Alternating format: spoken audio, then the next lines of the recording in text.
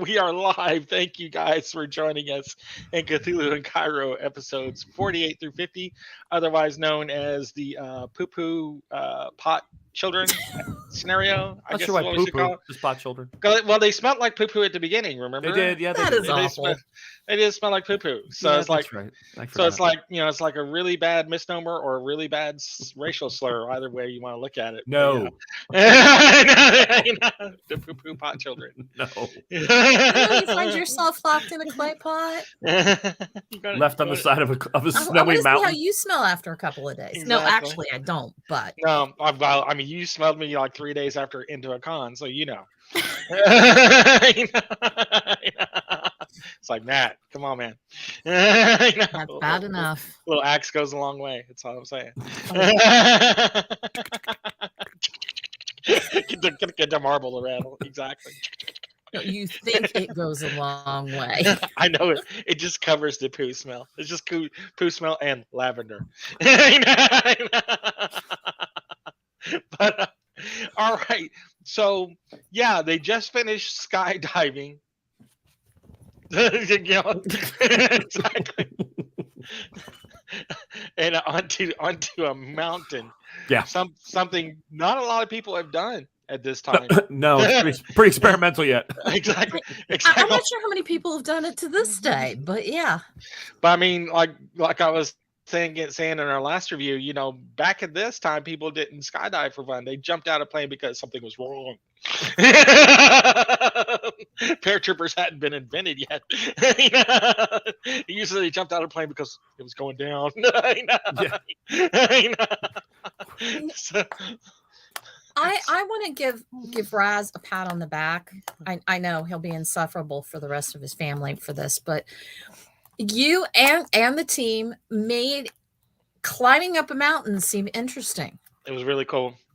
Yeah, I like the mechanics of it. I don't know why my glasses keep looking like they're twisted, but yeah. So the mechanic you had for them making their strength rolls and the con rolls, is that what you mean? And the strenuousness of it. Yeah, I mean it played out really right. I mean, because it made sense because it's something they're not used to doing at an elevation they're not used to existing at. Yeah. So even they may be super mighty fit, 10-mile runner. It's not here, boy. 1,400 feet. Exactly. 14,000 feet. Yeah. 40,000 feet. Yeah. Exactly. So yeah, that's a super good mechanic. Really well done. Thank you. I like that. I like how it done. But yeah, the whole like tracking into the wilderness and stuff, and then these pots. Is that an actual thing, or is that something you made up? The pots. So I made up the pots. I did a lot of. You guys have mentioned this before, but I'll say it for this part. I did a lot of research on what happens at altitude, and I came up with that mechanic. And then I read something about this legend of like the Yeti and the snow leopards, but there's random attacks where people just go missing, right? And the mountain on the Indian side, because they're approaching now from the Indian side, getting up to Rupkund, which is real. The Lake of Bone is real.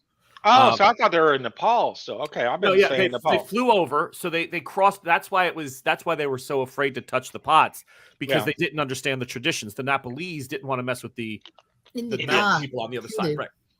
So long story short, there's this legend of the mountain is this killer. It'll take your life if you're not careful. And the only way to appease it if someone goes missing is to offer a sacrifice and hope that they come back. So I put it all together and came up with these pot people and the kids in pots, which put Catherine right over the edge. Like that. That was just, she had no few things. Yeah. Few things will trigger. I mean, seriously, trigger players in a game that like endangering children. Yeah. Oh yeah. I mean, it's become. I mean, no offense, it's become almost a trope. Yeah. It is now. But when you were running it, it was still fairly new. When you did this scenario, it was a year or so ago, right? I mean, it was still almost 2. Yeah, so I mean, it was still fairly unique to do that kind of stuff, and it's still kind of weird where they weren't really, it was kind of left open. Were they really there? Were they really people? Were they sacrifices? Were they, spirits? So I like that part of it too. That was, I mean, when you get to the lake, you're pretty sure what they were, but yeah. Yeah, but super well done. I like and like every 10 minutes the players are like expecting it to just rain yetis on them. Just, you know, they're on Yeah. their, I mean, they watched a little too much Johnny Quest. That's all I'm saying. 'Cause it's like that one episode is like 10 guys in like Yeti outfits, you know, Just throwing snowballs and shit. just throwing snowballs and stones. And There is some pretty incredible Yeti mythology for yeah, the Absolutely. mountains in Nepal. Yeah, absolutely. And Rup Kund, when I found it, because I wanted to, I had these certain locations that mean something because of the fact that they're connected to water, which ties into this whole. Eventually, you'll get all that. But Rup Kund, when I'm looking, I'm like, wait a minute. You got a lake up here with bones that go back like 800 years, and nobody knows how the hell they got there. And every time, like they go and they've done archaeological sites and stuff, the lake freezes over, and when it unfreezes, there's more bones. Mm-hmm. And they know where they're coming from. Like scientists are going, this makes no sense. There were no people, indigenous people, living up this altitude 800 years ago. So who brought them up here to kill them and leave them at the lake? And so what's yeah, in there's the lake? Yeah, there's all this, and it was just so crazy, like the legends and stuff that I was reading. So I said, I got to put this in here as one of the chapters. Oh yeah. Super good. I mean, yeah, because you start doing the research on like what's in those areas. You know, it's like okay. Boom. There's snow leopards, there's bears and all kinds of other crazy marmosets, crazy saber tooths apparently. Crazy red pandas, but that'd be awesome. But yeah, I mean when the kids are in the cave, I mean first off I was thinking, okay, somebody's gonna be taking these kids back down the mountain. I mean, that's just what's going to happen, right? They're not going to take these kids all the way up here to altitude. Yeah, I mean, they're barely alive as it is. There's no way they could survive this trekking. And then when you just triggered him to go, and it's like kind of out of her hands, but like, yeah, Lauren is pissed. She's so pissed. I was like, oh, I could feel it for her at that time. I was like, I almost felt sorry for her, but yeah. Yeah, it's very good stuff. Just liked how that was all played out, way played out, and the invisible snow leopard that attacked the group. Well, it attacked one of the kids. Yeah, and they rolled just crit after crit after. So it's supposed to be one of those monsters, be like 5, 6 round fight. Put fear of God into them. Yeah, and it just isn't that frustrating as hell. Yeah. Oh, their rolls. I felt for them. No, the rolls on the tiger were amazing. I'm like, come on, you're taking this thing out so. Certain things. That whole trek, that creature was supposed to take them a little further into the narrative, and they whacked it. And I'm like, all right, I'm not redoing this. I'm not going to drop another one. I'll just go up to the mountain at this point. But it's amazing how, as a keeper, we're constantly having to juggle an encounter, and because D&D, I know, has this whole thing where, and this is nothing. Believe me, D&D, I love people that play it. I think it's amazing. But that combat rating, right? CR. That kind of gives you an idea of what it should be. CR is a lie. Right. It's a lie. But in Cthulhu, you're juggling, right? You're like, well, how this sounds like, this is pretty mean. I think they killed it. Oh, Jesus. Really? Yeah. Well, and it could have totally gone the other way depending on how they rolled. Yeah. But they rolled it. That is part of the frustration and the fun, I think, of running Call of Duty. Absolutely. Any of these games. Yeah. Yeah. But when you're doing it as a recorded thing, and you're trying to present it to people as something next time on on the show, or we got 20 minutes of dead air. What do we do with that now? Like, we killed it. We got to fill that up with something. Ray Spannon jumps up and just drills them like 4 o'clock. Yeah, exactly. Yeah. Ray Spannon, aka Lauren. But I know. They're wanting to rescue the kids and take the kids with them. Certainly gave you more fodder to. Yes. Yeah, and that was sort of when you're pacing out, losing Aveline 5-6 episodes before that, the team was under real tail dive, nosedive, right? Just spiraling. I'm off mic. It was a crazy 3 or 4 weeks of recording. Were they still feeling it? Yeah, and bringing Ella in and only having her connected to John Schooley made a lot of it. Just they weren't jiving all together as a team again right away, right? They were counting on John, and John has his own personality and this, so on and so forth. So I was trying to build up the tension, but yet give them some wins. I didn't want them to get the tiger to whack them, maybe, but at least be challenging, and that didn't happen either. So best thoughts. You made up for it. You made up for it at the lake. The lake is absolutely terrifying. Oh, good.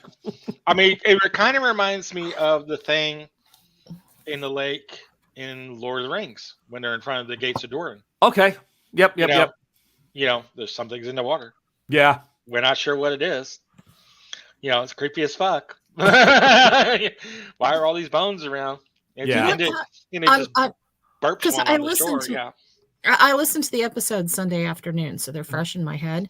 Mm-hmm. And I'm listening to all the stuff going down in the cave and the kids wanting to leave and all of that. And I'm like, I wonder if Raz is going to cliffhang this. We should be, because it's so intense. There's so much going on and it's so intense. We're about 45 minutes in, and I still have 40 some minutes left to listen. I'm like, what? Yeah. Yeah. Exactly. And then we get to the lake. They only get to the lake. Yeah. Yeah. I mean, I love how, you know, again, you did make it very arduous for them, you know, to make that climb up there to get to there. And then when they get there, everybody's like, what the hell? You know, there's bones everywhere. There's a pile of bones and skulls over here. And then the lake is belching femurs. Sorry. That's an Amanda cookie that you're choking on. It is. Very, very tasty, but went down the wrong way. You know what that was? For taunting us earlier. Was that a praline or what was you know what that was? Yeah, it was praline, but chocolate chip. But you know what that was? Guilt. That's what that was. Choking on the guilt. Choking on the guilt, just like a good Catholic. Anyway, but you know. Wow. You didn't just. That's awesome. Just like one. But I can't wait for you to tangle in with Reverend, good Reverend for the Episcopal Church in our game that we're running. That's gonna be amazing. But yeah, I liked how you touched, Melinda, about the water and the lake and the visions and stuff, and how it harkens back to some of the things that they're doing in their Patreons, which helps you get a better in-depth look on these characters. You know, I'd highly recommend, if you're not on the Patreon already, please go there. You know, if you're not getting a feel for these characters yet, you definitely will by the time you listen to their individual stories on Patreon. Yeah. But how you, I don't know if you've researched this or if it's just a thing that you're playing with, because I mean, supernaturally, water is a universal conduit. So, you know, I was wondering if is he playing on that? Is that you know, is that a thing for him? You know, Yeah. So as an inside to give people a little bit without giving away far too much, Catherine's earlier episodes where she had several visions herself were crossing water. Mm-hmm. She had so there's something's going on around bodies of water that have a spiritual or some sort of affiliation to the occult. And Rupkund is just one of those cairn places that you'd be like, all right, ancient people came here to do bad things, right? So and, Mexico. And the Mayas saw those pools of water, especially in caves and things, as those were the portals. Yes, to the next, to the underworld. So I loved when you brought that in. I'm sitting here going, yes. I mean, I'm almost waiting, and I haven't listened ahead. Last time when I first started listening to this, I mean, I was listening to the episodes like in Russia. About 25 episodes away. Yeah. So I haven't listened for it on these ones, but like when you're describing the lake and how it's going, like I'm getting a Robert E. Howard feel. Like I'm waiting for like a Forgotten Temple or something like that to be happening. You know, I'm like, because this is the spot where something like that would happen. You know, there's the creature in the lake, and you know they've got to get something out from here, you know, and stuff like that. So it's like, this could almost be a Conan Call of Cthulhu mashup scenario happening right here. Yeah, I wish I thought of it. Yeah. When you're running it, when you're trying to put it all together in your head, you've got to boom, boom, boom, boom, and you're trying to hit the points. And my brain was totally buying the fact that they could have gone into Rupkund and come out in Mexico. And then you threw in other visions for some right. If they'd went in the water, kind of like the Guardian of Forever kind of thing, Star Trek kind of thing. I probably would have been trying to wait out there and see what happened if it, you know. That would have been really wicked. Yeah, it would have probably been very bad. Yeah, if Ella or one of the others, like when they saw their vision, it just dove in and and didn't come back out. Of all the people to do that, I thought Faye was going to to that wade into the water. She does that though. She's like, hold my beer. I'm gonna go get this. She's learned some. She's gotten a little better over. Nothing like watching one of your. Nothing like watching one of your fellow players get shot in the head to slow you down, but shot in the face. That happened. That happened. Go, maybe we, and it was so great. Like in the next episode, maybe we shouldn't split up. 48 hours later, maybe 48 episodes later. Yeah. Oh, you know what? Eureka! Light bulb moment. Absolutely. Oh, and how you ended. Is it episode 50? Yeah, Sydney. 50. How you ended episode 50. I'm like, well, that is a perfect cliffhanger. But the group was just. I think they're very. You had them so tense and so wound up by that point. Mm-hmm. It's probably a good thing you guys weren't all in the same room. I think they'd have come after you. Yeah, I think if I remember correctly, that was like the second time. There's been about 6 now, but that was the second time they threatened my life. It's like, really? And again, we record 2 at a time. Mm-hmm. So at 50 would have been 49 and 50. Yeah. So that's probably when I shut the Zencaster off and went goodnight and left them like that for a week or 2. Yeah. So yeah. Very cool. So always good to do to people to get them to come back. Yeah, just you'll find out. Just chill. Yeah. Chill.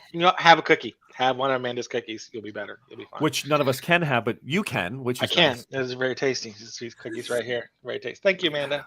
You're watching. Thank you, Amanda. Amanda, if you watch this, you got to bring cookies to Origins. That's all there is to it. She will do it. Yeah, she probably would. I maybe shouldn't have said that. She'll do it. Exactly. Have cookies at every table. There you go. I'm sorry she's not here tonight, but I hope she's having a good time. Yeah, we are too. It's Christmas party time, I mean, honestly, I was getting ready to. I almost did, but I didn't want. I kind of did, but I was going to put, instead of the Cthulhu and Cairo background, I was going to have the flag of Japan in the back for Raz. But I didn't want him to just blip.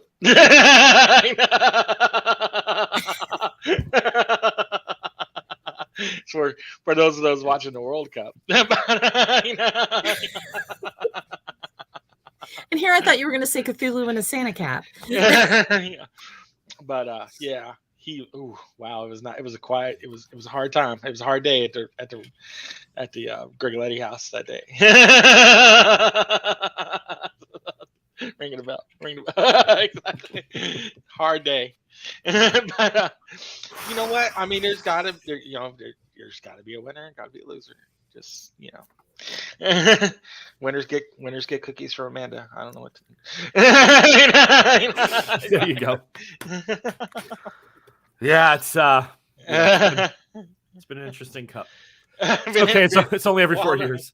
It's okay. It's okay.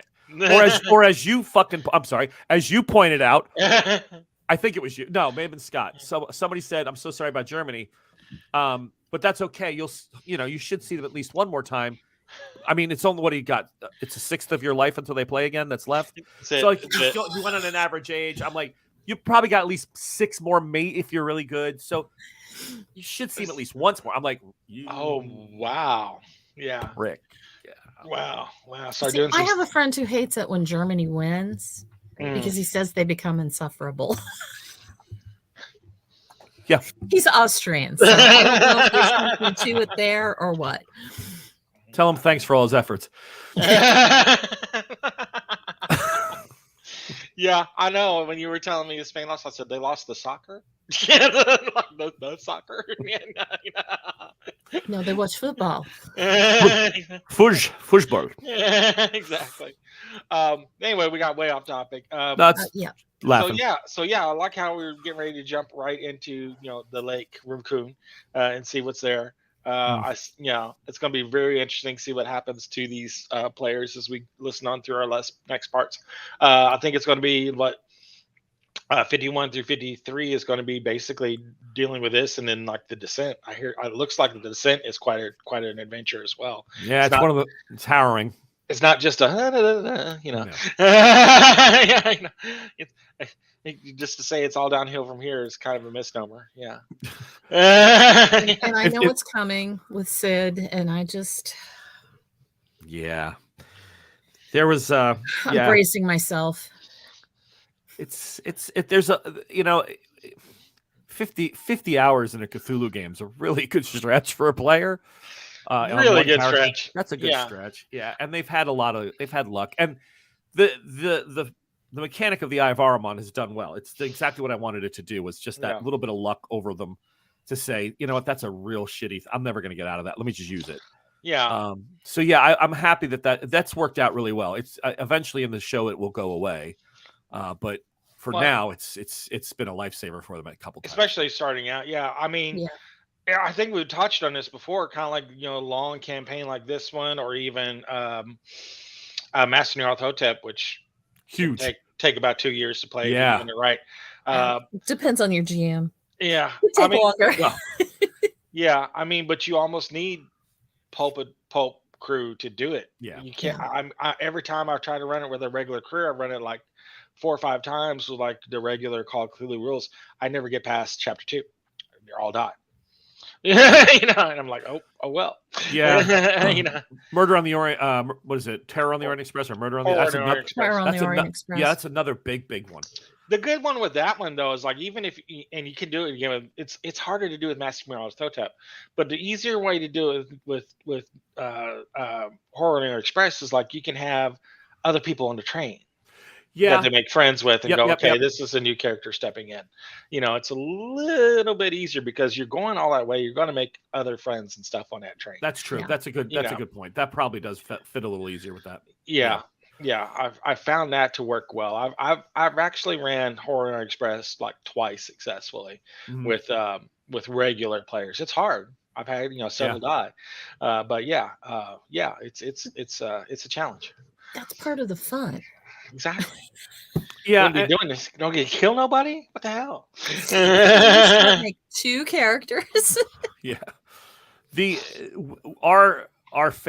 people that listen, the older people that listen to the show jumped on, I'd say more than half of them, not because it was a game, because they were interested in the concept of the radio show.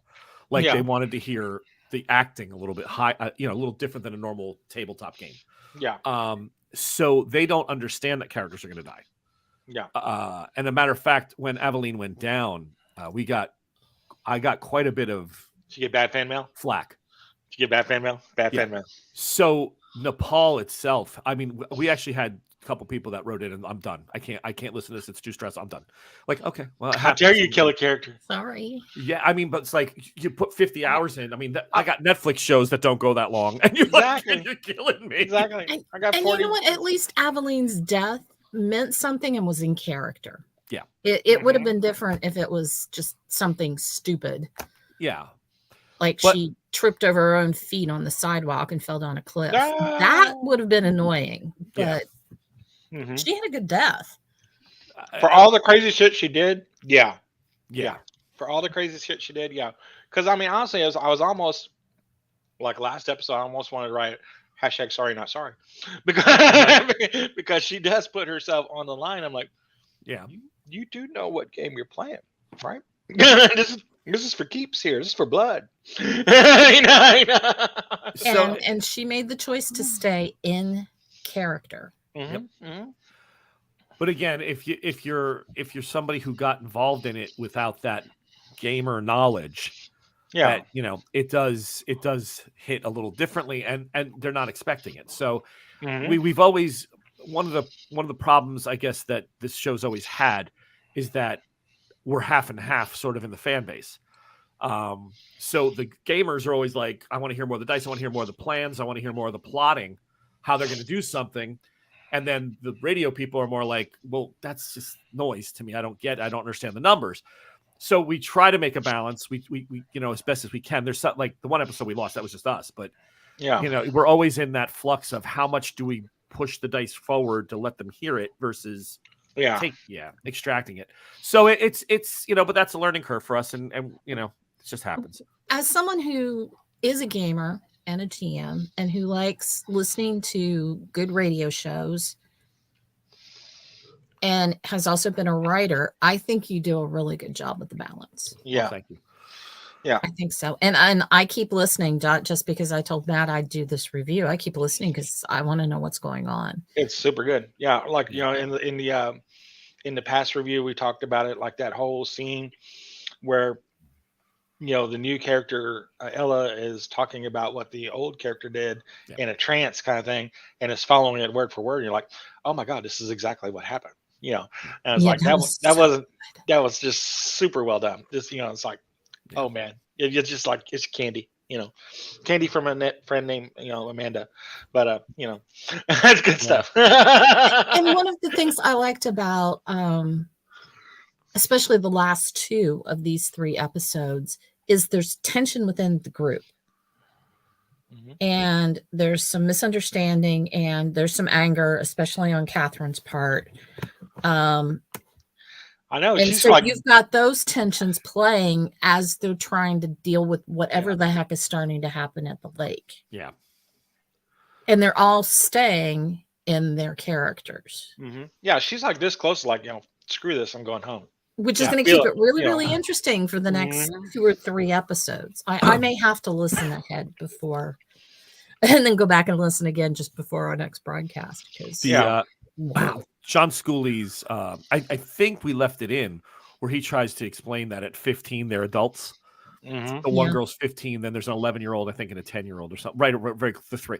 So anyway, he's literally trying to get the player of Catherine to understand that in this culture, 15 you marry and they're okay, and you let them go. It's like out of the house. Look at me. No. That child is not walking to that fucking no way. And we're just again with any GM, I'm sure the 2 of you have dealt with it a million times. Once that RP interaction happens, you want to let it happen, but you don't want it to dominate forever. Yeah. So you're trying to figure out, when do I step in and say, okay, break, stop. Because you want, again, as listeners, the listeners are looking for that, right? They're like, oh, Catherine's going after John, or John's saying something to Sid, and you're like, okay. But in all honesty, sometimes you just don't want it to overwhelm the people either. But it's really, it's intense. It's where do you find that balance? You don't want it to be the whole episode. Right. And believe me, we've had them where we've had to kill 30 minutes because, especially later, Ella and Catherine decide that they're going to put on boxing gloves and just beat each other down parts of the Bronx in New York. And it's like, oh my God. We left, and Mel and I go back and forth on this. How much do we leave in? How much we cut? And we'll listen to it again and be like, yeah, that starts to sound like sister shit. Let's cut that. That sounds like 2 sisters airing out some grievances. Let's cut. But you know who they are, you're like, okay. But a lot of times they don't. A lot of times that's the amazing part, that they're really good about not doing that. But every once in a while you're like, yeah, that sounded personal. Let's back that up. Yeah.